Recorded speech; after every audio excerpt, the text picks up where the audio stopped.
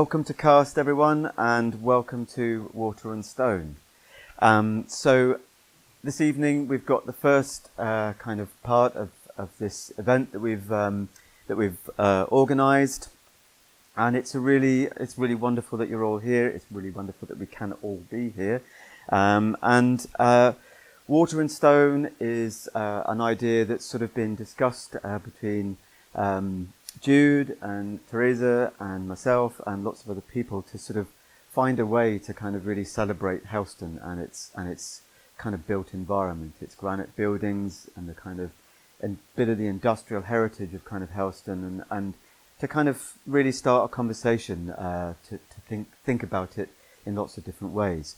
So and just to sort of reiterate what's here on the leaflet here. The programme sets out to examine the geological sources of Helston's exceptionally fine granite buildings and pavements and the relationship between geology and industry. That's evident in the town's network of kennels and opes, all features that contribute to its unique sense of place. And I think that's one of the things that we really is really important to think about, is how those materials that have gone into its infrastructure kind of generate a sense of place, a sense of belonging.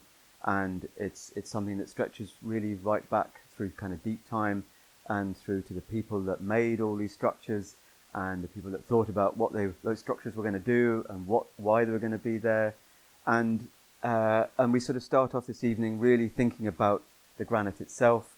And so I'd really like to welcome and introduce Dr. Ruth Siddall, who is a specialist in kind of stones of the world. But and she works a lot with artists to do with pigments and is really interested in those stories of stone, where they come from, why they travel, what people do with them and why they do things with them. And Ruth and I have known each other for quite some time now. We did a project a few years ago called Tracing Granite, where we travelled around Cornwall looking at quarries, eating and drinking quite a lot, I think, as a group of specialists. And that was a kind of first iteration of, I think, really important things that we have to think about, especially nowadays, to think about these kind of material narratives. And Helston's such a wonderful example of that. So I just wanted to say thank you to Jude and Teresa and Kat for being part of setting this whole process up. And thanks to all the people that have done other things towards this project. Thanks to Ruth. And some of you may have encountered Jamie in the band room just up the road from here. If you don't, he's going to be bashing granite again tomorrow as well. So Jamie's one of the masons that works at Tranelth Quarry. So without further ado, I'd like to say welcome to Ruth, and really look forward to listening to your stories of granite tonight. Thank you, David.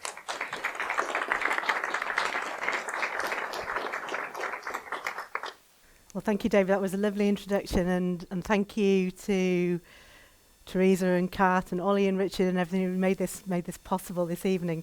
And I'm delighted to be in Cornwall. And I think something that David just said that really resonated with me is that sense of regional character, local character actually, that stone gives to a place. And it's something that myself as a geologist, I've always been really conscious of. I did quite a bit of my PhD fieldwork in Brittany, and I was looking for granites, and it's a place full of granites, as is Cornwall. But also I was looking for sandstones, because they're the evidence of erosion of the granites. And these are difficult to find, and Brittany, like Cornwall, the interior is very agricultural and very green, and stone, rock, doesn't outcrop. And as we were driving around the landscape, I would be looking at the houses in the villages and the barns and in the fields and the walls, and that gives you a clue. You read the landscape and think, right, yeah, I'm homing in on a sandstone area. There's sandstone in the walls there. And I think it's many geologists don't work on stone, they work on rock.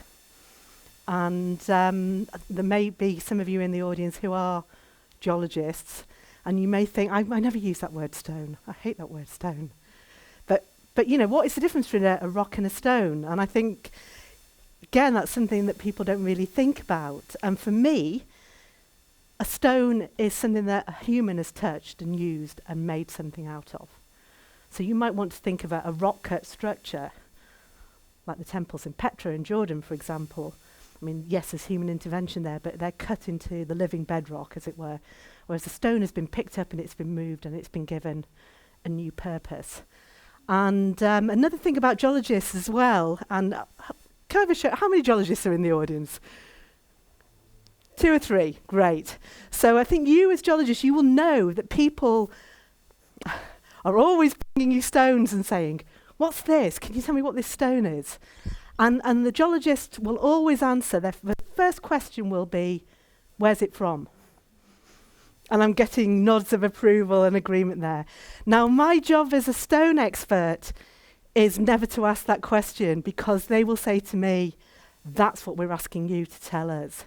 So I have to work out where this stone comes from. It's not what the stone is. That's the easy bit, actually. It's what quarry it came from, what part of the world.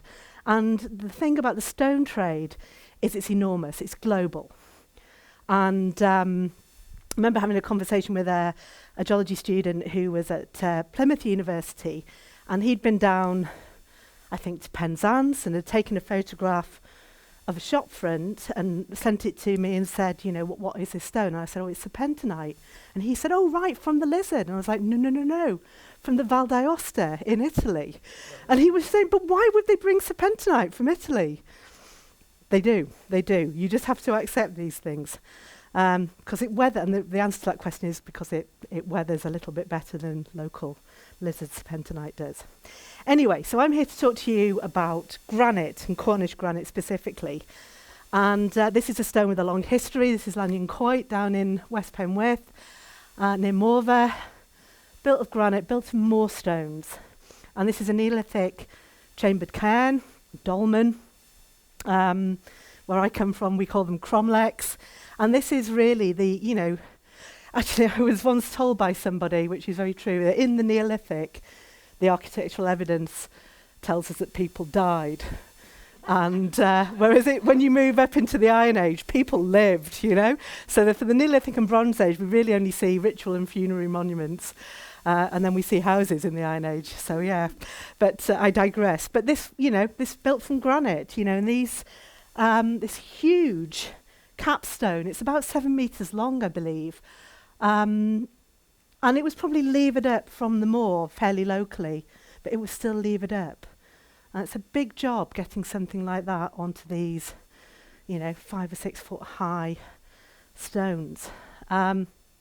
Really early use of granite. People were not deterred. And this is the kind of environment. There are very few areas where there are lots of more stones left. And this was near Tregarden Quarry when we were there with David on the Tracing Granite project. And you could see all these boulders on the moor. And, for many, many years, this is where Cornish people collected granite from. They would lever up these boulders.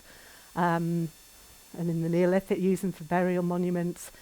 And then, on through time, they would be shaped to a greater or lesser degree and used as building stones. And then the quarries started to open up. So a little bit of introductory geology. This is from Beth Simon's fantastic work on the granites of the Cornubian batholith. So a batholith is a large mass of granite, a huge mass of granite. And there is granite more or less under everything you can see on this map, but we only see it in the landscape where it outcrops, where it's highlighted with a pattern on this map. And we've of course got granites at the Scilly Isles, which this inset is representing, at Land's End, a small intrusion, a stock we would call a small intrusion, at Tregonnig Godolphin, outcrops at Rinsey on the beach there. Carmen Ellis, near where we are now, St Austell granite, the Bodmin granite, and the big Dartmoor granite. And you can tell from these maps that these are not homogeneous chunks of rock. There are lots of different patterns on this, and this is because Beth has mapped these out, and they are mapped out in terms of the minerals that they contain. So back to definitions. We know what a stone is. It's something that a human has picked up and moved and done something with. What's a rock? Well, we define a rock as being made up of an aggregate of minerals. And it's minerals that give the rock a name. Now, here's Cornwall in it's I think rather charming actually, 1960s geological map of Europe, which people can pick holes with, but it's more or less right, but I think it looks very nice. But we can see, and I've marked on this, the major, not necessarily the major granite areas, but the major granite quarrying areas in Western Europe. And they are actually all concentrated on the Atlantic seaboard. And that's because in terms of plate tectonics, Europe has kind of flicked up as the Atlantic has opened and has been eroded down, exposing all these granites on the western seaboard. So we can see Devon and Cornwall down here. And this talk is called Stories of Cornish Granite, but I will be venturing onto Dartmoor. So fair warning in advance. But, you know, these other areas, northwest Spain, the Hesperian Massif, from about the mid-20th century has been a hugely important granite-producing area.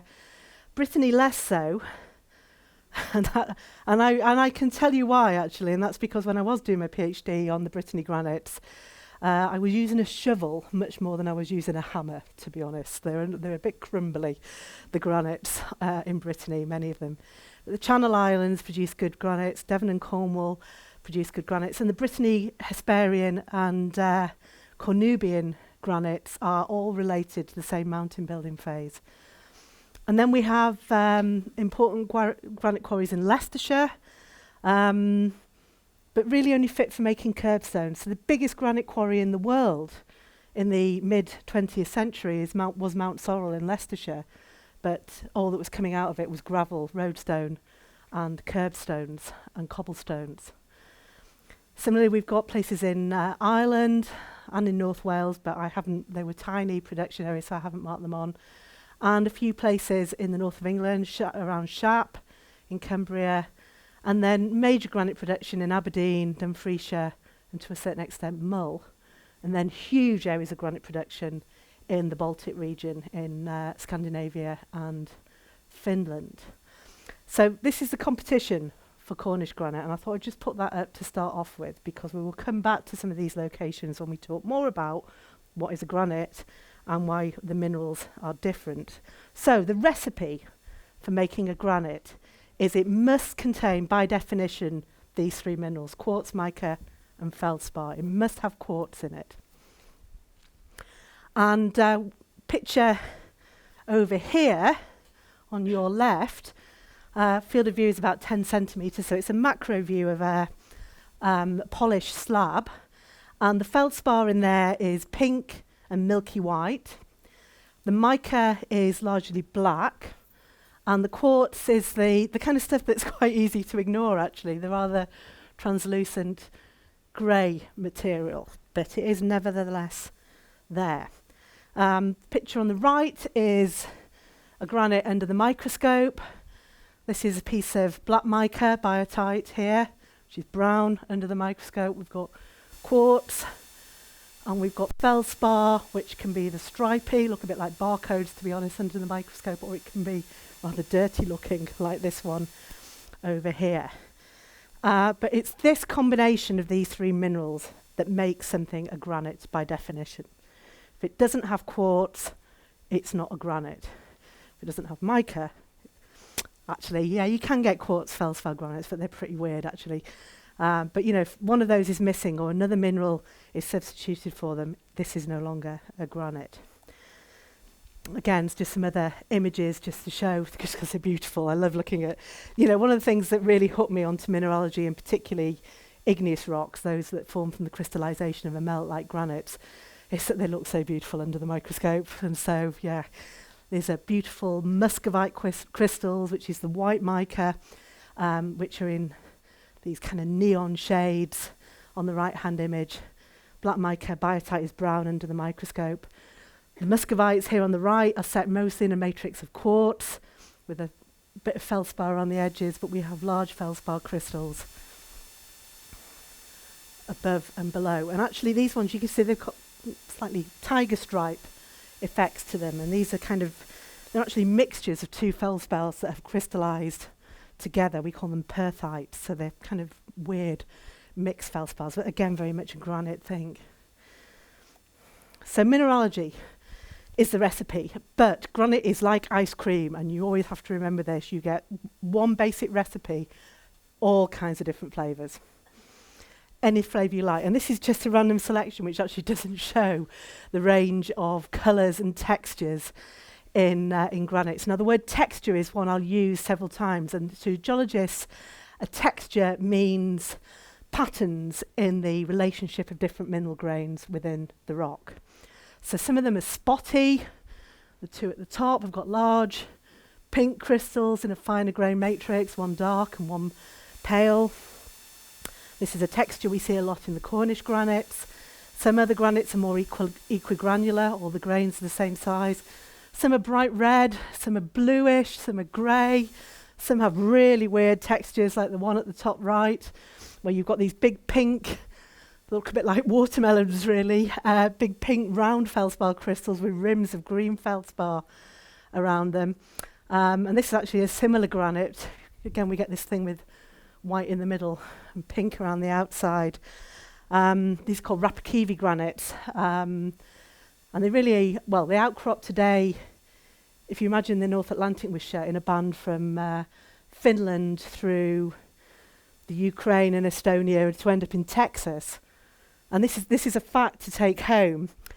Elvis Presley's grave, made out of Rapakivi granite from Dallas, Texas. Very, very rare granites, 1.5 billion years old. So, you know, really unusual rocks. We don't get granites like this forming anymore.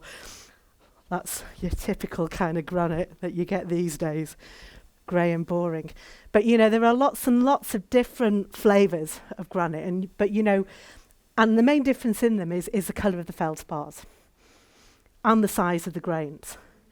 And, you know, if those of you that are able to come on the walk tomorrow, we'll see this up close and personal. But even if you just go and look at buildings or granite in outcrop in this local environment, you'll see these kind of textures, colours, grain size. So I'm mainly going to talk to you about granite as a building stone, because Beth Simons is going to talk about the geology of the granites later this weekend. And his David going into battle with a chunk of granite. And I think it's fair to say, David, that carving granite is not like carving limestone, is it? Not really, no. Granites are hard. They are 5 times harder than your average limestone. Actually, probably 10 times harder than your average limestone. They're 5 times harder than, you know, good building stones like Portland stone, for example. Granites are nevertheless freestones, and a freestone to a builder or a sculptor or a mason means a stone that can be cut in any direction and doesn't have any preferred weakness. So it doesn't have any natural planar feature to it which can allow it to break. So if you've got the kit, you can actually carve granite into quite fine and delicate carvings. It's really strong as well. So it has, we measure the strength of rock in terms of its compressive, tensile and flexural strength. Compressive is how much weight you can put on top of it before it breaks. And we test this by using a little kind of cylinder of rock, about the size of a toilet roll, and we put it in this huge press that can put, you know, a load of something like 15 carriage trains on top of it and see how much it takes to break it. And we measure this as geologists in units called megapascals. And something like Portland stone breaks at about 42 megapascals. Cornish granite will break at 250. So just to give you some idea, don't have to worry about what that unit means, but give you some idea. Tensile strength is how much it will deform when it's being stretched. And flexural strength is how much it will deform when it's being bent. And tensile and flexural strength are important if you're going to use granite as a paving stone or if you're going to use it as cladding on a wall. Compressive strength is really important if you're going to use this stone as foundations, because it's the load-bearing rock of your building. Let's say granites are also hard, and it's because of the quartz in them and the abundance of quartz. Quartz we measure hardness on a scale of 1 to 10, where talc, as in talcum powder, is number 1, and diamonds are number 10. Quartz is there as 7, so it's up there. And there's only really topaz and corundum and diamond that are minerals that are harder than quartz, and they're, as you know, not the sort of thing you find lying around. It's very resistant to weathering. Again, this is because of the quartz, and that's because quartz is silicon dioxide. That's all it is. You can't break down that chemistry into anything smaller. Feldspars are, say, sodium aluminium silicates, and you can break those down into sodium aluminium rich clays and leave quartz behind. But quartz is only quartz and will only ever be quartz, and so you can't destroy it. So quartz makes it very resistant to weathering and therefore very frost resistant as well. Also, and this is really important in the building trade, is that granite will take a good polish. It's a very attractive stone. And it breaks up with a series of joints at right angles to each other. So it's relatively easy to extract ashlar blocks from it. Can you imagine what it'd be like if it didn't break like that? It would just be shocking. And actually, what the big thing about Cornish granite is that these joints are very widely spaced. This is a very famous photograph of Polcanugo quarry, which I probably pronounced wrong, taken in the early 20th century, about 1903, 1904. And this is the largest single block of granite that has been dislodged in a single blast, and it was about 2,700 tons of granite that came out. And that is a solid piece of flawless granite. You know, if you had the wherewithal, you could lift that up and put it down as a foundation somewhere. And that's it. And that's why Cornish granite beat things like Leicester Mount Sorrel granite, because the joints in Mount Sorrel are about a curbstone width or a cobblestone width, whereas Cornish granite, they're a couple of metres width and even more in some cases. So you can get good blocks out of Cornish granite, and most granites don't have that property. So, I mean, there's nothing wrong with granite from Mount Sorrel. There's nothing wrong with granite from China. But it's the joint spacing that makes it really special as a stone, and this is why Cornish granite has been such a great dimension stone. And you'll all find this familiar. This is your Grills monument here in Helston, and beautiful intricate carving just shows off perfectly the quality of this local stone as a freestone as well. Look at those little finials. I find it quite astonishing that you can make something like that out of granite, but there it is, right in front of you. So textures. Right, so let's go back to Beth's map. We can see that the different types of granites, and I use Beth's work all the time because she's just made classifying all the granites in this area easier into 5 types: G1, 2, 3, 4 and 5. Now, one of the difficult things about working on stone rather than rocks is that, sometimes it is just impossible to say exactly which quarry a stone came from. There must be 30 different quarries on Carmenellis that have been in operation over the last 200 years. A lot of them in very similar stone. I can't tell you which one it comes from. But at least this kind of classification allows you to, narrow it down, hone down onto likely areas. But, as you can see, if you look at the Carmenellis Pluton, it's got this diagonal hash on it, which is G1A, coarse-grained small phenocrysts. I'll tell you what a phenocryst is in a minute. And we've got exactly the same kind of granite up at Bodmin as well. So it's very difficult to tell Carmenellis from Bodmin, and that's where quarry records come in incredibly useful, if they're available. If they're not available, then you're kind of guessing. But at least this says to me, if I see a G1A type granite on a building in London, I can now narrow that down to coming from Carmenellis or from Bodmin. And that's a big start. So here are just a few close-ups to show the range of textures. Actually, it doesn't show you the whole range of textures in the Cornish granites. The one in the top left has been polished. The others are all just what we would call a honed surface, so smoothed but not polished. And the two main things we ask ourselves as geologists or stone experts is, what is the grain size of the granite? And that is the size of the crystals, and are they small, medium or large? And small means 2 millimeters or so or less. There isn't really a scientific, are they easy to see with the naked eye? No, not really. Then it's fine grained. Medium grained, about 2 to 5 millimeters diameter. Coarse grained, 5 millimeters up.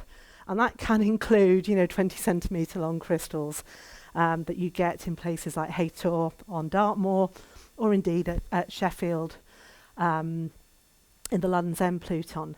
So Godolphin granite here, which is actually a topaz-bearing granite, these kind of greyish green crystals in it are topazes, in addition to quartz and the micas, which are shiny, and the white feldspar. So it's still a granite, but it's also got added topaz flavour. Think of it as pistachio ice cream. That I would call an equigranular granite. All the crystals are about the same size and the same shape. The other three are what we call porphyries, and that means they're spotted. And these crystals that form larger crystals in a finer grain ground mass, and all of these three have that to a greater or lesser degree. These are called phenocrysts. These large crystals are called phenocrysts. And we can therefore divide our granites up into large phenocrystic granites. Might even want to call these megacrysts on occasion because they are so big. In fact, some of these granites from Dartmoor with these massive crystals in them were called giant granites by the quarrymen because the crystals are so big. But anyway, so these are phenocrysts or megacrysts. We have large phenocrystic granites and small phenocrystic granites, like the one at the top, which is allegedly from Cairnsoo. Now, the other thing that happens is that the Cornish granites can become significantly altered, and this is a bit of a Cornwall thing, and that is because of the huge amounts of mineralisation that we have here in Cornwall. So the mineralisation to form things like tin and copper and zinc is associated with fluids that flow through the Earth's crust during and for some probably significant time, probably 60 million years after the formation of the granites. And this is why we get tourmaline in the Cornish granites. And we can get degrees of tourmalinisation. This is at Cape Cornwall.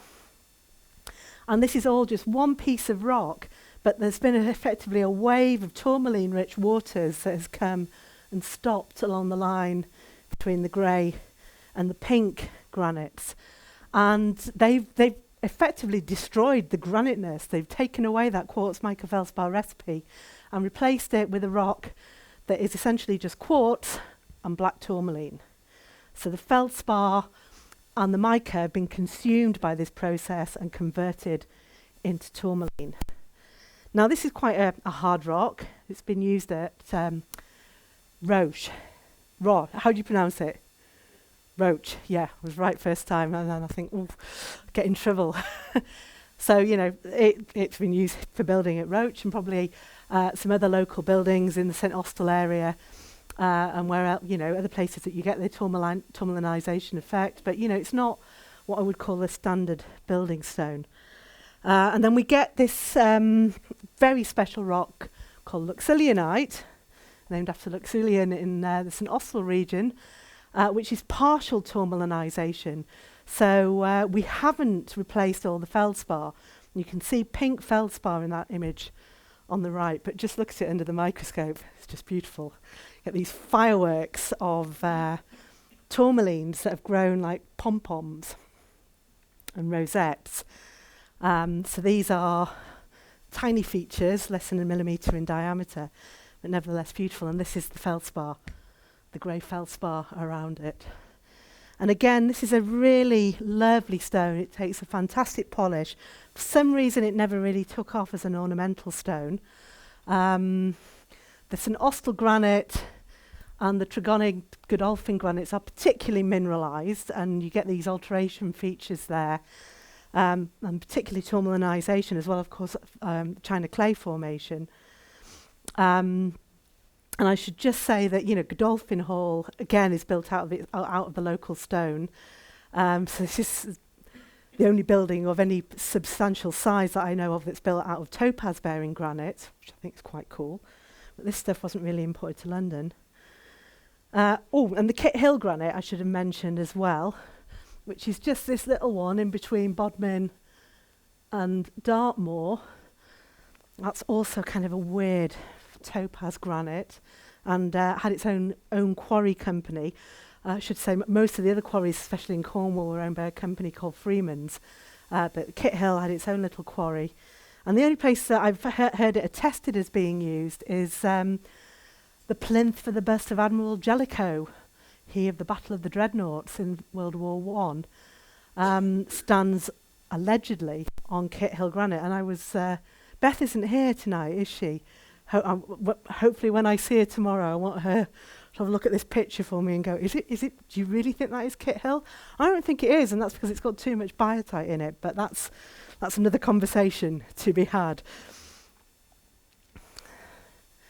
So, there's lots of potential for stone, and these are just the granites. There are, of course, loads of other stones in Cornwall, which are used, rocks called elven, which is what cast is built out of, and other kind of odds and ends of stone, like cataclysm stone, the serpentinite from the lizard, and the sandstones, the killers of the bedrock which is surrounding the granites. All good building stones, but not many of them made it out of Cornwall.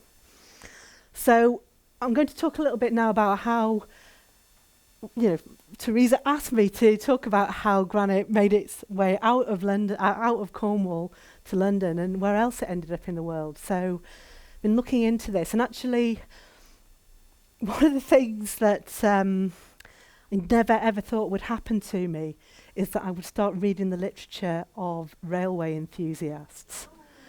I like a steam train, they're very pretty and all that, but I've never really been into railways. And then I found out that actually this is how you find out about quarries, because the people who are keen to work on quarries are not interested in the stone of the quarry, but they're interested in the railway tracks that came out of quarries. And there's a real mine, literally, of literature in there. Now, of course, initially, granite was shipped out of Cornwall, and, shipping remained a really important way of getting granite out of Cornwall. But if your ship went out laden with granite, very low in the water, got wrecked, it's gone. All that work's gone. You're never going to get that granite back out of the water. So a lot of stone was lost in shipwrecks. So it's not the ideal way to export it. So I thought you'd all be fascinated to know a little bit about the history of the railways in Britain. So these three pictures come from some work that is going on at the University of Cambridge, no less, on the development of the British Railway network. And this is the peak. These maps show the peak of railway building between 1840 and 1851. And as you can see, during this 10 year or so, 10 or 11 year time frame, huge spread in the railways. Now, if you look at this first image, you'll see that, I should note, actually, there's some geology here as well. The grey areas on this map are, anybody want to guess what the grey areas are? Coalfields. Yeah, absolutely, they're coalfields. But we can also notice that we have railways in Cornwall. They're nothing to do with coal. Also railways in Aberdeenshire. And we have the Festiniog and Carnarvon railways, Padarn Railway, which were working the slate quarries. And these initially were not necessarily steam engines, but they were horse-drawn and in some cases gravity-driven tramways. What a way to go home after a day's hard quarrying. Get on a roller coaster with a load of slate. But, you know, so these were really early railway developments. And we can also see that London was always a hub for the railways, and they're starting to radiate out. We've got going down to the naval dockyards in Portsmouth and up to the coalfields of the Midlands and the north of England. So as we move forward through time, we notice that the railway is creeping down towards Devon, and also we've got a connection now with London and Newcastle. But here, the race to the west was only equalled by the race to the north. And you notice it's going to Aberdeen. So granite was a major influence for building these railway networks down to Exeter and beyond, down to Penryn eventually, and up to Aberdeen. And suddenly, from the 1850s, we see in London's architecture this huge explosion of the use of both Aberdeenshire granite and Cornish granite. And there's a direct link between the railways and granite. So we start to see, actually these, it's very rare to see in London, paving stones made out of Cornish granite. This looks like Haytor granite to me. These are in Covent Garden Market, in the oldest paving in Covent Garden Market, which probably dates to about the 1820s, 1830s. But there is a possibility it could be even older and has been recycled. So it could be late 18th century, probably early 19th century, and this would have been shipped to London. But yeah, there's not a lot of paving flags in Cornish granite. Curbs, loads, and covering all periods, you know, from the 1850s up to the present day, to be honest. And then, you know, curbstones and cobblestones were a really good use of offcuts of granite. As I say, making curbstones and cobblestones was not the prime target of the Cornish granite industry because it was better rock than that. And you know, you could get curbstones and cobblestones from Leicestershire or the Channel Islands. But you do see it, and of course it's got this very distinctive spotty porphyry texture. And then we start to see this kind of classic London building. This is our works, University College London. And it's absolutely typical, built in 1826 by Wilkins, with foundations, steps of Cornish granite with a superstructure of Portland stone above it, you know. And British Museum, hundreds of buildings in London have this stone combination. So using Cornish granite, brought in on the train. Actually, this would have been shipped in the 1820s. And then Portland stone, which similarly would have been shipped in on top of it. And, you know, this is a classic combination of London building. And still used today. So in conservation areas in the City of London, the planning, the borough councils, you know, ask you to use Portland stone unless you've got a good reason not to. And often with Delank, which is really the only granite quarry producing, on Bodmin Moor, producing dimension stone at the moment. And I should just point out our lovely bollards here in the front quad of UCL.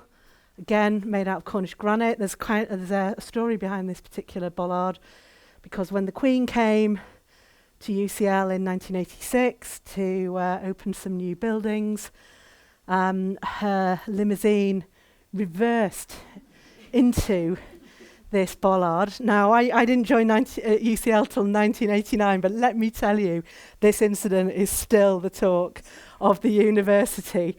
I'm glad to say there's not a scratch on that bollard. And we still use Delank at UCL as well. So this is some work that's been put in the last 5 years. This is to stop lorries reversing into academic departments in our goods entrance. But you know, we're using Delank as kind of street furniture and to protect buildings as well. So here in London, again, we get that combination of Portland stone and Cornish granite foundations. We've now moved into the 1920s and 30s, and there's a series of banks here, and I've completely forgotten the name of the architect. If I can dig it out if people are interested. And this is using polished granite, probably almost certainly Lamorna granite. There are quarry records of Lamorna sending granite to Moorgate, which is where this bank is, as recorded by Peter Stanier. And, this is one of these beautiful megacrystic granites. And, we were searching for our white crosses, David and I and others. And, this is where we find these so-called twinned crystals of feldspar, where you get two crystals growing together at different orientations to form a cross structure. And one of the remarkable things about these granites from the Land's End Pluton, but also very similar rocks from St Austell, is that when you polish them up, the quartz is really brown. And that's something you don't seem to see when you're holding them in hand specimen, or if they are just honed. So that means, again, smoothed but not polished. But you get this really rich honey brown colour in the quartz. Rather beautiful, I think. Now, pub geology. This is a subject close to my heart.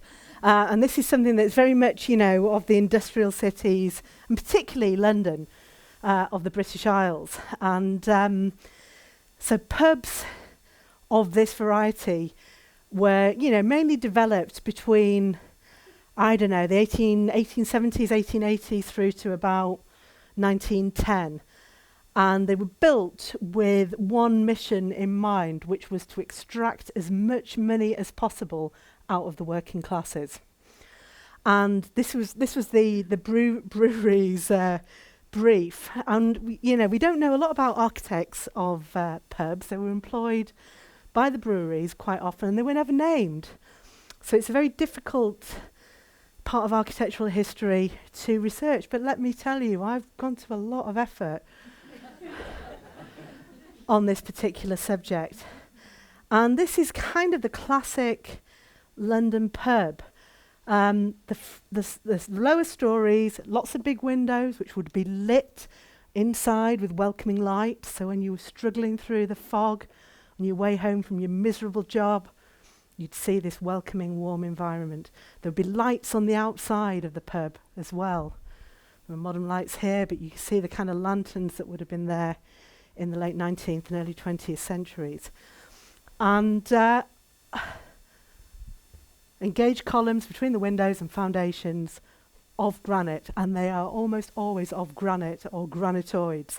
Very rarely, actually, of Cornish granite. This is the New Cross Inn in New Cross in South London, and it is Cornish granite. So I was kind of glad to see that, because I wanted to see Cornish granite represented here. So what I have read in articles in The Builder, published in the late 19th century, very snooty, actually. And at the time, 1880s, this was a time of the great sort of British hotel interior, where all these fancy marbles from Greece and North Africa and Italy, Turkey were being used, and recreating the splendours of ancient Rome, really, inside places like the Ritz or the Russell Hotel or whatever. And they were built with the intention of getting the upper middle and upper classes to come in. And of course, if you're working class, they wouldn't let you pass the door in the Ritz. And marble, therefore, became associated with posh places where the working class didn't go. So they wanted something glamorous on pubs. They couldn't use marble because they didn't want people put off, so they used granite. And of course, the other wonderful thing about granite, it's hard, it's frost resistant. You can give it a good hose down on a Sunday morning and sorted. So, really important stone. And this uses Cornish granite here at New Cross. And I say there are not many. I must admit the Scandinavian granite trade did rather dominate your London pub scene. So much so that when I went to the Geological Museum in Oslo, their rather unusual rock called larvikite was labelled in Norwegian. And there was a whole Norwegian sentence and just two English words in it which said pub rock.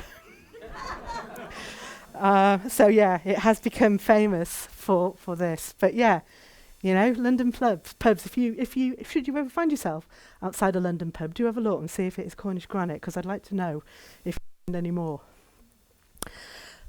So moving swiftly on, engineering. So of course this was one of the very earliest uses of Cornish granite for building things like engine houses in pretty precarious situations like here at Batalac. But a major use of granite, and particularly Cornish granite, was making the embankment in the 1850s and 1860s in London. And this was after an episode that was referred to in the popular press and indeed in Hansard as the Great Stink. And this is because all the sewage was going into the Thames and it just got unbearable. And I think the summer of 1856 or something was particularly hot. And they couldn't sit in the chamber of the House of Commons because of the smell of the Thames. And something had to be done. So the Metropolitan Board of Works was assembled, and Bazalgette, what was his name? His son is Peter Bazalgette, isn't it? I've forgotten the original Basil, his great-grandson, the original Bazalgette, who put the river in chains, as it says on all his monuments, was this engineer who came up with this plan to embank the Thames. So not only did it create sewers to get rid of the waste, stop the Thames from flooding, which was really important to real estate. It's really difficult to imagine London now without regular Thames flooding. And, of course, it put in the Metropolitan District and Circle Line, as we know it today, and created these areas, which are now roads and indeed parks and gardens all along the Thames. Here we have Thames Embankment, Victoria Embankment, Cleopatra's Needle, not Cornish granite, from Aswan in the Egyptian Eastern Desert, 600 million years old. Cornish granite is half the age of Aswan granite. It's only about 300 million years old, only. And huge amounts of this stone were used in an ornamental way. Again, Cornish granite's property is a freestone, building walls, piers, so on and so forth. And actually the picture at the top left does show a particularly high tide in London, where the water is well over the viewing platform, which you normally can walk on at high tide of Cleopatra's Needle. But if you look at this picture at the top, now if I look at this picture, you're just going to say, you're mad, Ruth. I can see that there are clearly two very distinct types of granite in that wall. But, it is 50 Shades of Grey, isn't it, I suppose. And there these great stories. They needed 500,000 metres cubed of granite to build the embankment, and they wanted it done now. And so the Metropolitan Board of Works put out this tender to all the quarries in Cornwall, on Lundy, in Scotland, and they all said, yeah, we'll supply you the granite, no problem. Lundy Granite said, not only we will supply you the granite, but we will do it cheaper than anyone else. And unfortunately, they'd never quarried granite on Lundy before they offered this. And so when they got out there, and, it was kind of... it was rubbish granite. So the Lundy Granite Company went bust. But of course, the Metropolitan Board of Works had been depending on this to supply the granite, so they were desperately shopping around everywhere. So as a result, we have a real mishmash of Cornish granite, grey granite. So a lot of the Aberdeenshire granites actually are pink. They're not used. There was a choice clearly to use grey granite. So the darker grey granite in the top right image is Dalbeattie granite. And the rest of it is Cornish granite. And the only, and if you read the literature, all these quarries were claiming, proudly claiming that they supplied granite to the embankment, including quarries in Brittany, which must have really stuck in the craw. But they had to get French granite in as well, although I've never seen that. But the only way you can actually tell it apart is to be a complete nerd like I am and walk all the way along the embankment looking at every single block of granite. Been there. And trying to work out where they all came from. And it is really quite interesting, I can promise you. There is a real mixture there, but Cornish granite is by far, well, actually Cornish and Dalbeattie granite are by far and away the main two stones that are used in this. And the embankment has been raised in the 70s when they built the Thames Barrier, and it's still there, and it's still doing fine. And, you know, it's a great place to go and learn igneous petrology as well, because we get this whole range of textures. So embanking really put Cornish granite on the map as an engineering stone outside Cornwall. It was used for docks. This is the circular dock in Cardiff, now called Roald Dahl Place, Place Roald Dahl.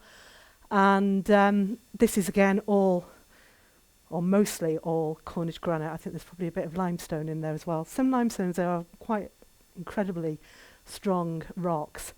But certainly all the coping stones are all probably St Austell granite. And we know, again, mainly from records, and I would like to stress this is from records. I've not had the opportunity to view many of these docks. That Cornish Grone was shipped to make harbours at Buenos Aires, and indeed in Montevideo, of all places. It was used as a building stone for civic buildings.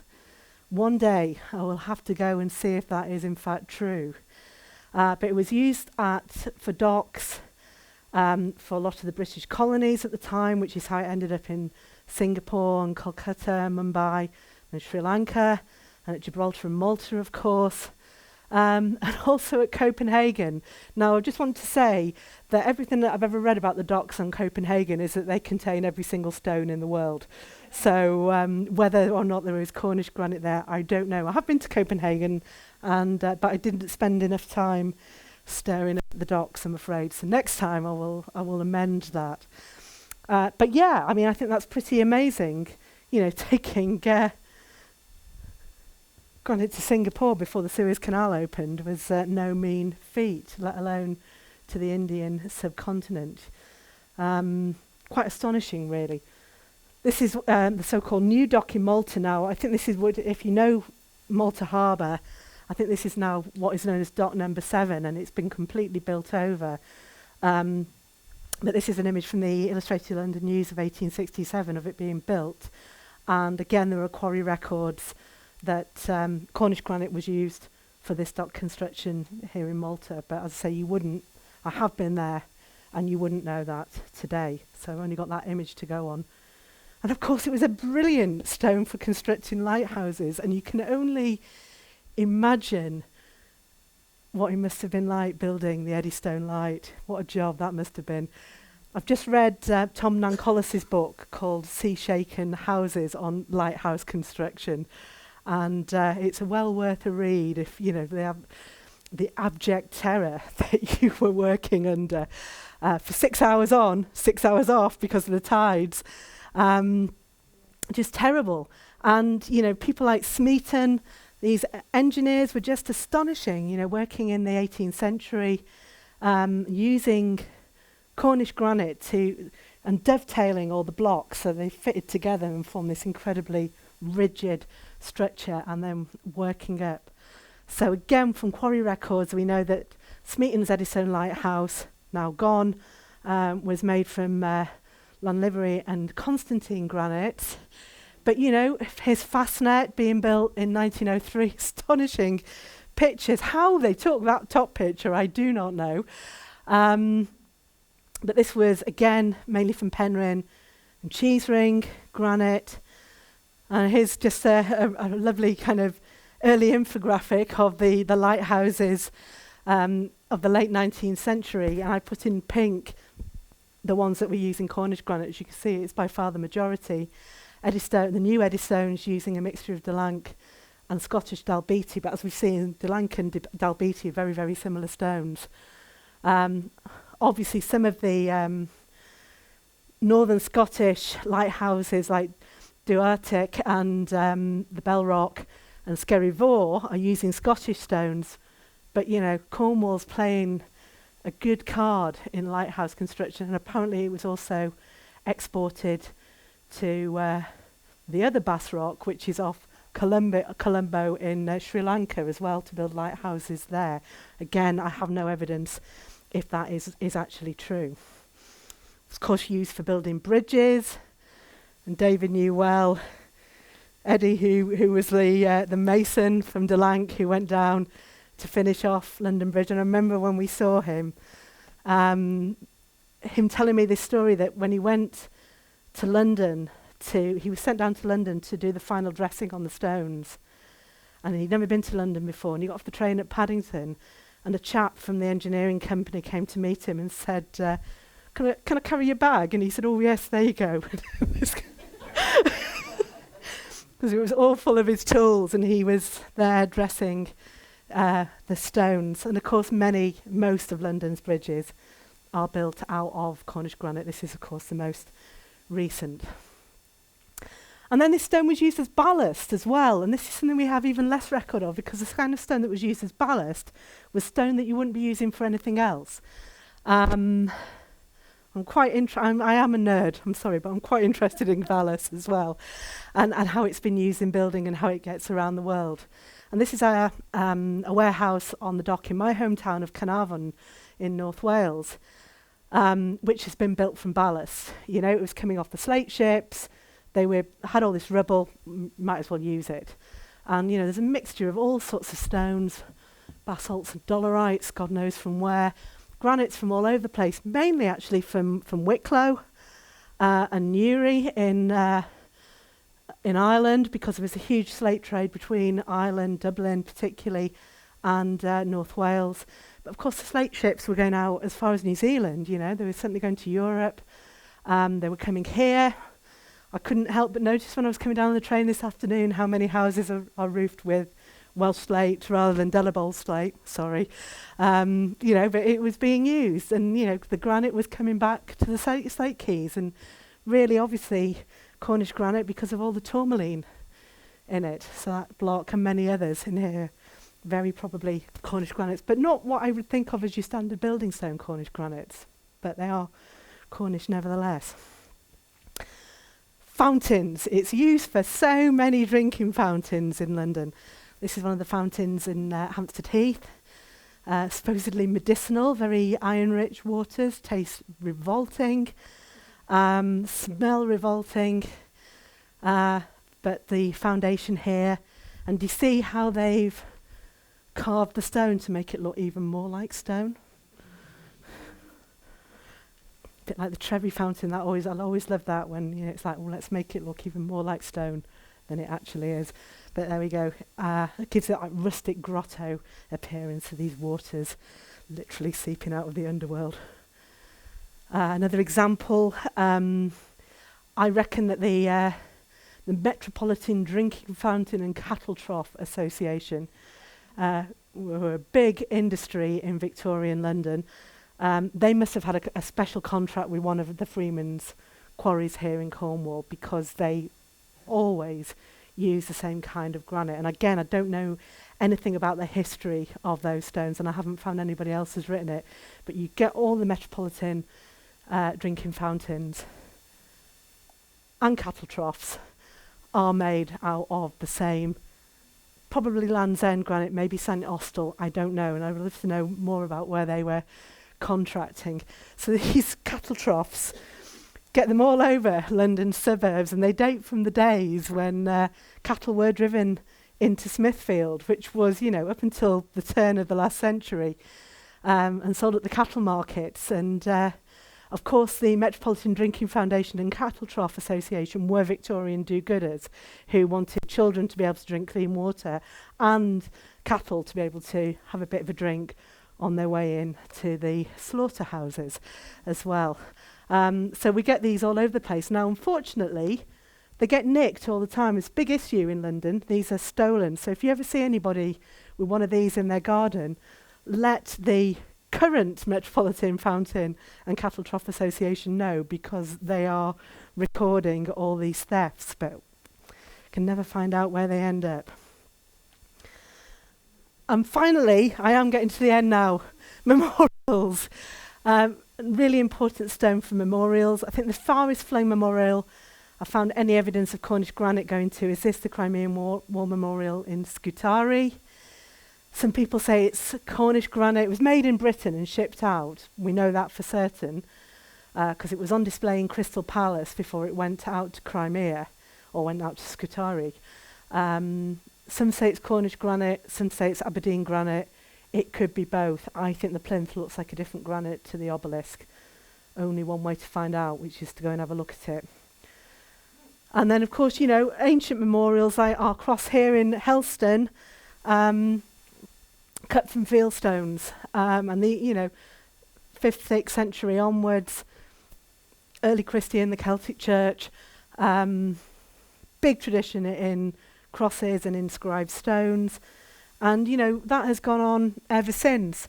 This is an ornament memorial by John Main to commemorate the intelligence services in Westminster Abbey, and here granite has been used to represent England on this cosmetesque plaque, which includes Trevor granite from North Wales, Donegal granite, and Scottish Aberdeenshire granite as well. But here we have Cornish St Austell granite representing England, and you see that a lot in war memorials.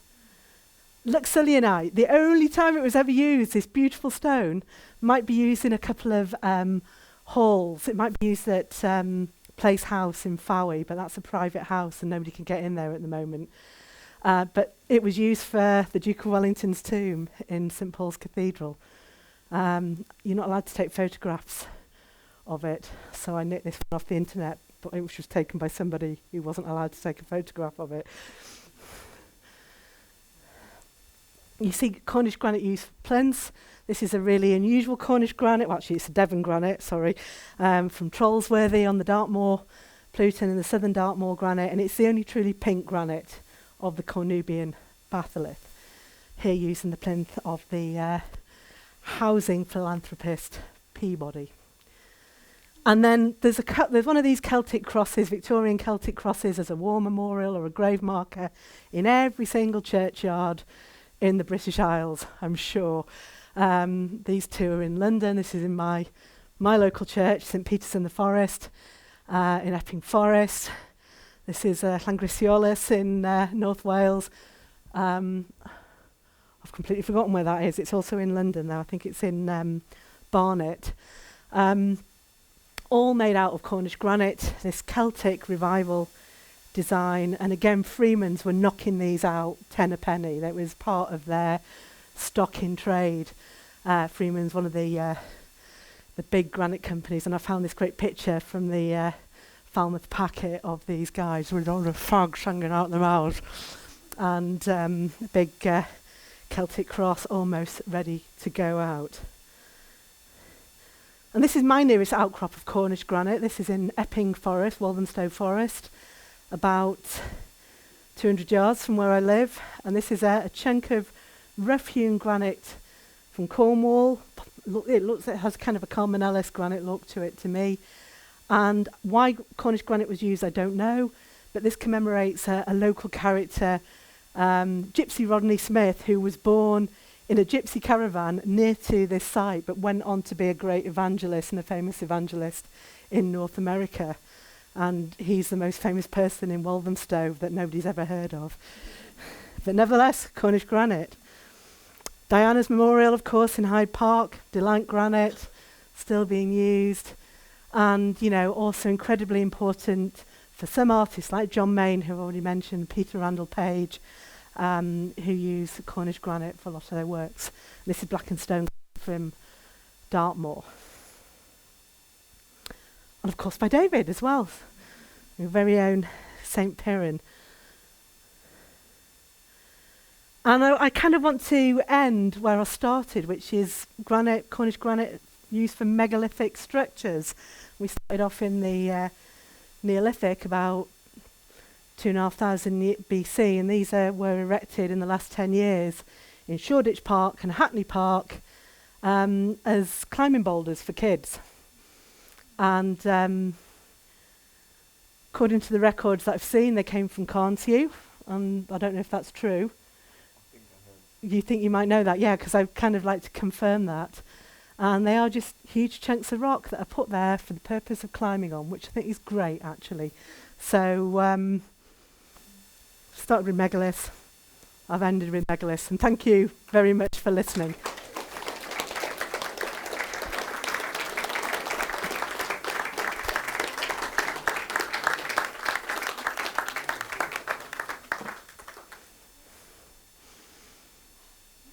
Thank you very much, Ruth. That was absolutely... Did I go on forever and ever? No, Sorry. no, that was absolutely wonderful, and such a lovely sort of transition from kind of investigating the geology and the specifics of granite to kind of seeing where it went and why it went. So I'd just like to... questions? Very happy to take so questions, I'd just like to invite some questions for Ruth. Or indeed comments. You know, I'm very happy to have any gaps in my knowledge filled if people do know about these stones that have gone further. Okay, so I'll sit down a minute, but we'll just have some I questions. might get you to answer some of the questions as well, you never know. I'll try to.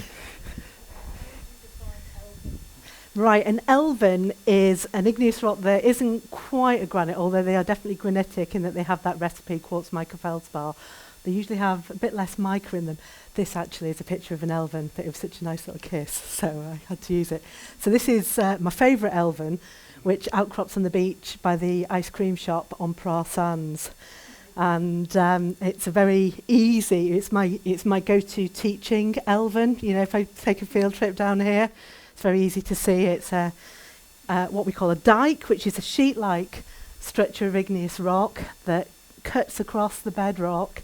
So they're small-scale structures, usually something between 5 and 20, 30 metres across and no more, which is much, much smaller in terms of size than the huge granites, you know, which are, some of them are kilometres in diameter.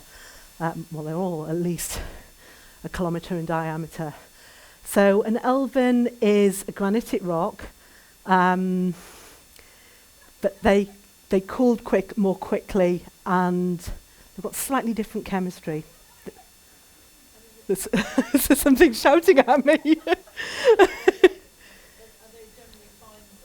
Yes, they are. And they're often porphyries. So if you come on my walk on tomorrow, we'll look at the elven on this building.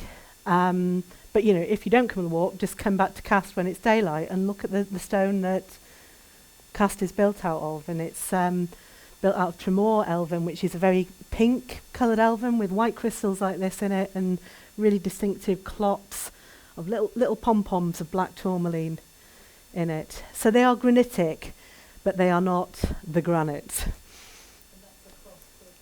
And that's another feldspar twin, so two feldspar crystals that have grown simultaneously at angles to each other. Ah, right, yes, yes. So, I mean, there are some of they are. Well, they don't really have much mica in them, which is why people are a bit, you know, we're sort of like, oh, I'm not really sure. They're granitic, but they're not really true granites. They are fine-grained, and some of them, like, you know, Pentu and Elven, haven't got these crystals in them. They're very fine-grained. And, you know, a lot of the old 18th century houses in Truro are built out of Elven. If you know, and at first glance, you think it's a sandstone. It really throws me, you know, and they're very, very weird stones. So, you know, they don't fall neatly into that granite recipe slot, but they are, I would say, they're definitely granitic. They're related to the granites, but they're a different phase of intrusion. You mentioned that one of the properties of granite is it cuts easily in both... Well, I wouldn't say easily, but it does, yeah. It cuts Yeah. both directions. Yes. Easily for an expert. Yeah. Masons talk about granite having grain. Yeah. What would you say? Could you tell us about Well, some of them do have grains. I guess if you... Oh, sorry, I thought I was using my own computer and I thought I was going to show you a photograph. Some of them do have a grain where all the crystals are lined up in the same direction. All the phenocrysts are lined up in the same direction. Actually, David, you probably can answer that better than me as a stonemason. Is there much of a grain in the granites you're working in? Yeah, so there's actually a three-axial grain. So, I mean, the quarry terminology is differs a little bit, but it's rough grain, tough way, second way, and God, I've forgotten now. I know these terms. I use them every day. But there's three axial grains. So if you look at a quarry face, and it's in front of you, the best way that you can split granite is along its horizontal bed. So if you imagine the quarry workers, the banksmen working in the bottom of the quarry, be pulling a block out, they would often turn it before they would then split it, because they would want to horizontally kind of drill down along, vertically drill down along the horizontal bed. So it's quite a complicated process, but it has a grain. I've talked to, I think, James Strongman and a few others sort of talked about the grain is maybe slightly influenced through the kind of pressure that was placed upon the granites through sedimentary rock that was above it at some point. I think that's sort of more or less right. Yeah, I mean, there would have been at least 5 kilometres of rock above these granites before they were eroded. So as those sedimentary rocks eroded, the granite actually maybe bounced back a bit. So that horizontal bed kind of perhaps opened up again, and is also to do, I suppose, with gravity kind of also having an effect on it. You've got a piece of granite which has been extracted, Yeah. and you're cutting it, and you're matching it, you will feel the grain. Yeah, so You can actually take one bit of granite in place, and you can feel the grain, and you'll then cut another bit of granite and match the grain. maybe it's not. Ideally, the scenario would be that they would be pulling the granite out because it splits easier on grainway. If the quarryman if the banksman working down in the bottom of the quarry kind of split it wrong, by the time it got up to the masons at the top, and there was like a lot of waste to get off because it had been split badly, then there'd be a bit of an argument maybe. So it was fundamentally about the kind of economics of the quarry, that the banksmen extracting and splitting the granite would be trying to split it as keenly as they could by the time it then got to the masons who were making crosses or anything. So the less waste that the mason has to pitch off. So the grain is very much part of that process of extraction, yeah. You wouldn't, like if you were commissioning a bit of carpentry, you wouldn't have some stonework done and say, I don't like that, the grain isn't that. You don't have people going around saying, I don't like the grain. Yeah, I think it's very different meaning of the word grain from grain in wood, or indeed a grain in a sandstone, which is a very clear structural break. As David said, this is more affected to the joints of, getting that block out of the quarry. Right. But certainly when you use it in a building, you should put it in the building in the same orientation it came out of the quarry as Ideally, well. yeah. Ideally, yeah. But you also get, Ernie, who Ruth talked about, he made me have a race once to finish a lintel quickly. So we both had exactly the same lintel to dress. We were in sort of banker sheds next to each other. Ernie, because he was a lot more experienced than me and had been working granite for 30, 40 years before me, he knew that to punch and waste off one direction was going to be quicker than punching the waste off the other direction. But he didn't tell me that. Amazing, yeah. So we started the race at different ends of the lintels, and he beat me resoundingly. So, and I learned a bit of a trick that day. Yeah, that's a good one. Right, there's. Sorry, I can't see because of I've been told don't look at the light. But yeah, go ahead. Sorry, I can't. I tell you what, just speak. I can't see you. But yes, go on. Oh right, yeah.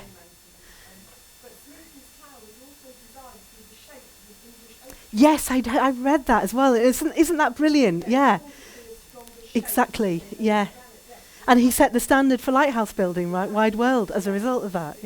Yeah. So is Smeaton's old tower the one that is reconstructed on Plymouth Hoe? Yeah. Yeah.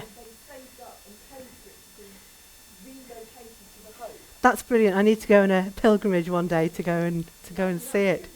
Yeah, no, that's really great. Thank you. So there was a question here, and then I'll go here at the front and then at the back next. It's not a question, actually. It's something. I live in a Cornish Granite cottage. Yeah.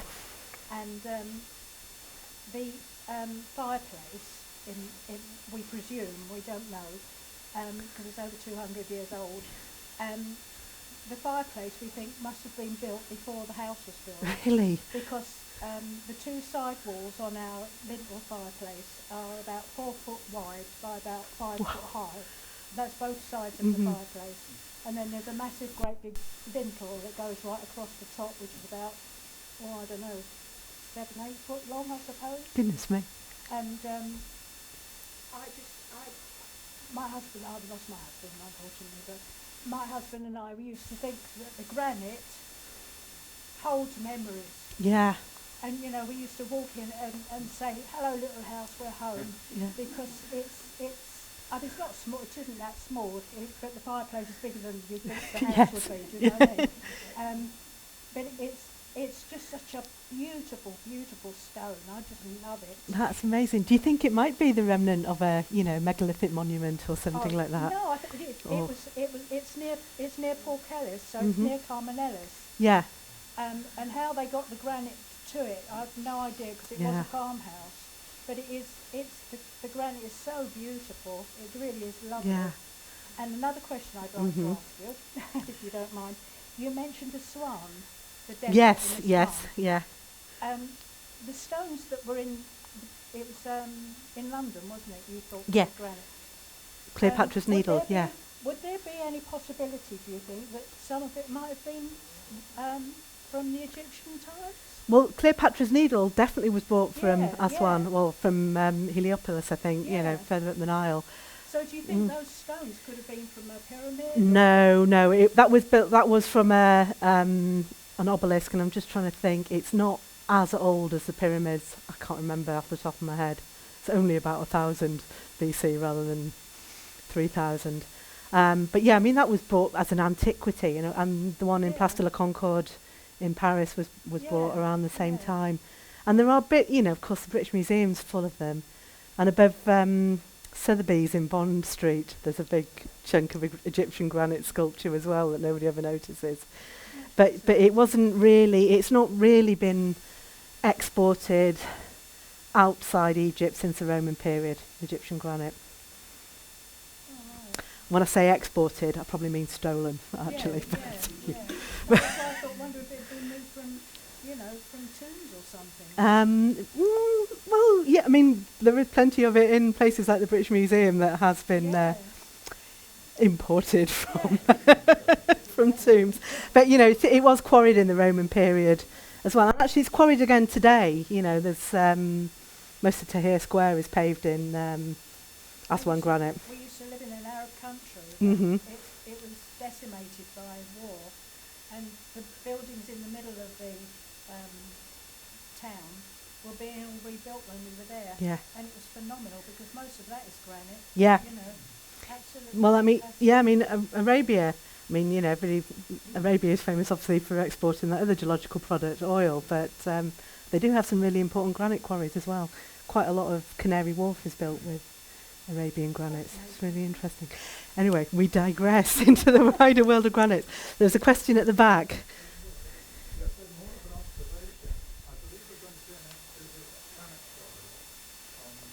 Yes.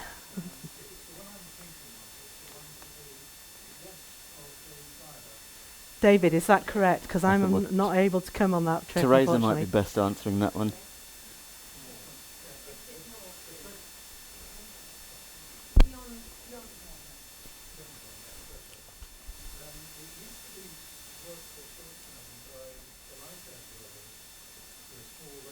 Yeah.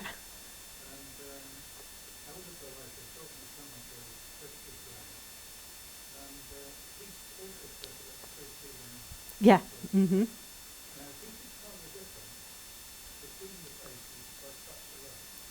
That's astonishing, isn't it? Mm-hmm.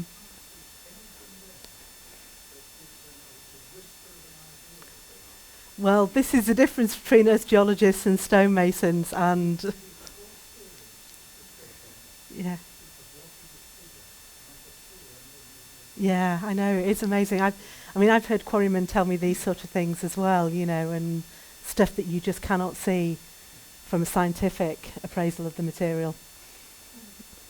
Yeah, it is difficult.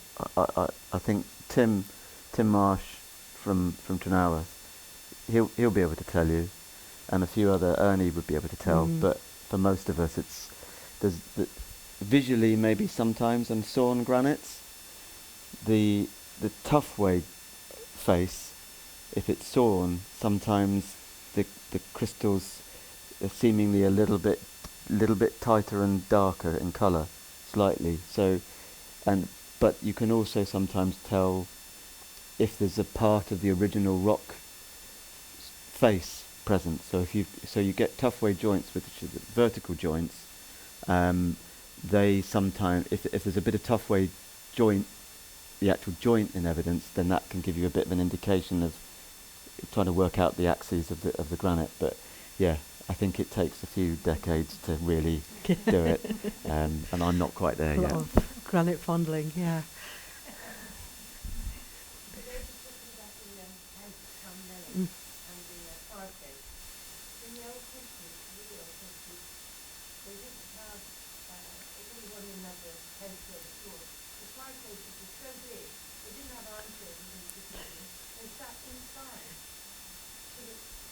So in the kind of inglenook, yeah. Amazing, yeah. I think there were many. There's quite a lot of. Yeah. Well, big we went to your neighbour's house. Yeah, He's got that inscribed 6th century stone in his fireplace. Yeah. Yeah. No, there's a few buildings there. Yeah.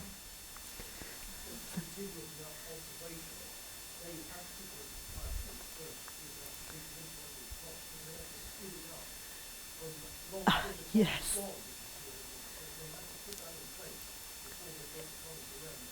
That does make sense, doesn't it? Obviously, because it's just the biggest stone in the house. Yeah. Yeah, you wouldn't want to get it in through the front door after you finish, would you? Yeah. Exactly. And that must have been how they put that capstone on Lanyon Quoit as well. And yeah. Can I just add on? Yeah. That was how they established that house was theirs, because they built the fireplace before they built the house. Right, interesting. Yes. So that's how they established that the house was going to be theirs. They built the fireplace. So it was kind of making your mark. That's interesting. Yeah, we had a similar thing in North Wales actually. Yeah, that's very interesting. Yeah.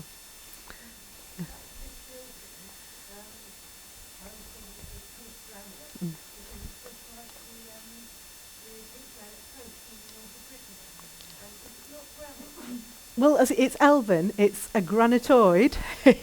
It's not quite a granite, but it's very similar. But no, it's not like the pink granites in Brittany. They're just pink because of iron oxide in the feldspars. Yeah. But it is also granite. It is iron oxide that makes it pink. Yes, but it's a different kind of granite.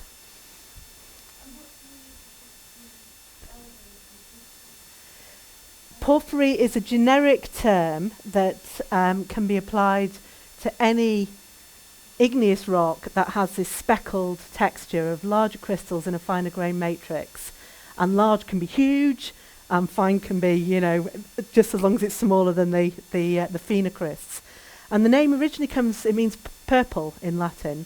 And the original porphyry, back to Egypt again, was from the wonderfully named mountain Mons Porphyrites, the purple mountain in the Eastern Desert. And this was a purple stone with white speckles in it, white phenocrysts. And, of course, it was much prized by the Romans rather than the pharaonic Egyptians because, of course, purple was the colour of emperor and empire. And so, you get many early 1st century sculptures of emperors from the early 1st century onwards using this purple granite, imperial porphyry as it's generically known from the Eastern Desert. And so that gave the name porphyry, even though it means purple, and it meant something completely different to the Romans.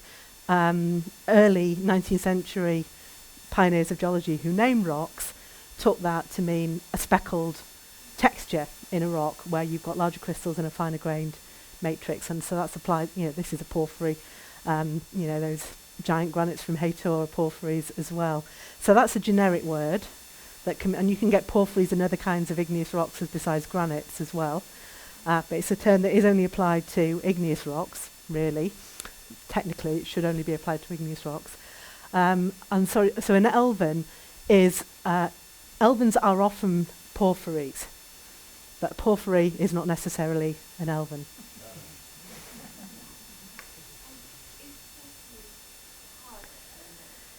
Well, so porphyry is a generic term. It's good question. Some of them more than others. Some of them are quite soft because of the weathering. So I know that Pentuan stone, for example, is much prized by sculptors, I understand, because, you know, it's, again, a very good freestone. I don't know actually. So we've got blue elven, Yeah. which is like super hard, Rock like hard, horribly yeah. hard. Like Rock hard, sorry. no one wants to go near it as a really carving splintery material. stuff. I mean, I think Yeah. that, you know, this elven at Pra, I mean, it's so spectacular in terms of its outcrop, from my point of view, you know, because it kind of sticks out of the wave-cut platform and it's got no joints in it, and it is rock hard. That's rock hard in a geologist sense, you know, like limestone isn't really rock hard, but this is really rock hard. And yeah, so I think they're less well jointed, and I think that's probably true that they are Yeah, and tough stones and denser. and They're denser. heavier. Like Yeah, hold that's a piece of interesting, blue yeah. elven and a piece of granite, and one is noticeably denser, heavier. yeah. Question there, I'll comment. They're diorites or dolerites, No, dolerites, okay. yeah.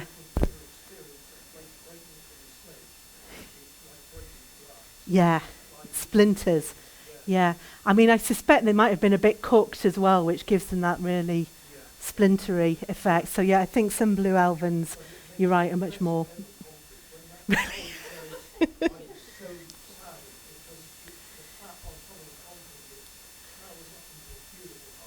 Yeah. Ooh. That's fantastic.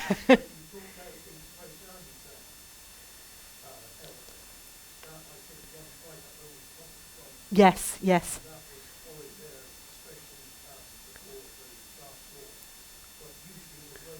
Right, yeah, that makes sense, yeah.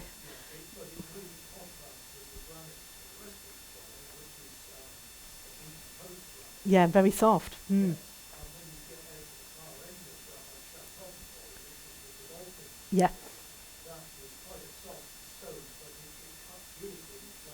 Yeah. Well, you can see that at Godolphin, you can see how well squared the ashlar masonry is and fitted, yeah.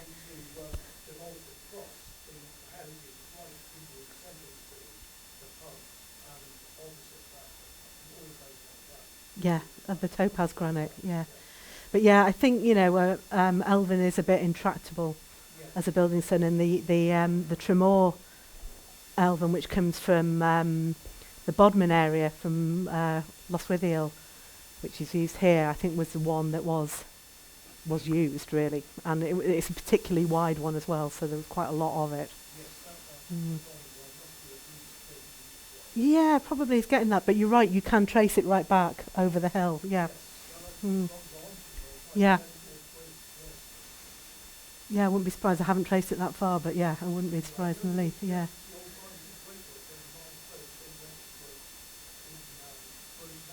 Yeah. Right, yeah, yeah. Yeah, it's interesting. Yeah, I'd like to know more about the use of elvens, and as particularly as decorative stones, because they're a bit prettier than granite, to be honest. If I dare say that. Maybe not. Maybe not. Maybe not. No, I was thinking I was on stony ground there. There's another question in the back.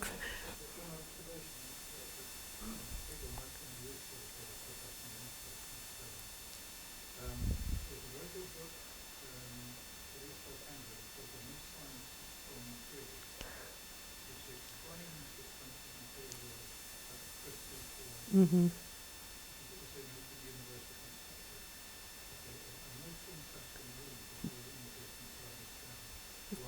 Yeah, sounds right up my alley, actually.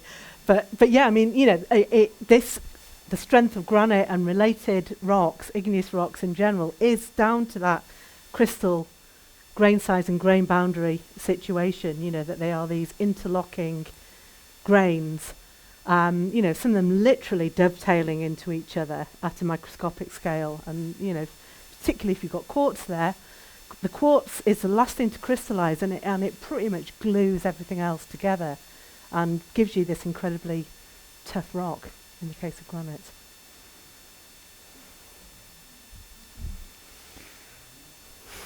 Okay.